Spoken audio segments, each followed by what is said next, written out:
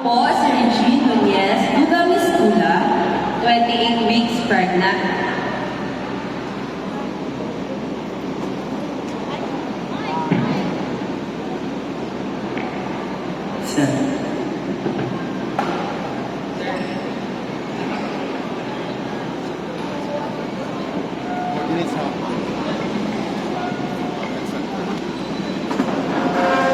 Third time mom from Dr. George Piroyega.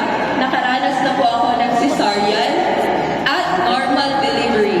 Proud advocate ng VIVA, vaginal birth after cesarean.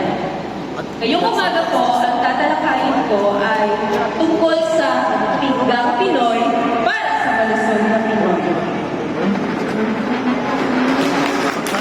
Siyam na buwan na aalagaan ang sanggol na iyong hawakis. Siyam na buwan na aantayin may silang ang sanggol na puno ng pagnanais. Siyam na buwan na nasa sinapupunan ng inang nagnanais ang sanggol. Siyam na buwan na makararanas ng pisikal at emosyonal na pagtitiis. Pag-iwas sa bawal ay pagmamahal. Kapwa ko inay, iwasan ng pagkain ng hilaw na karne, sobrang tamis, soft drinks, sobrang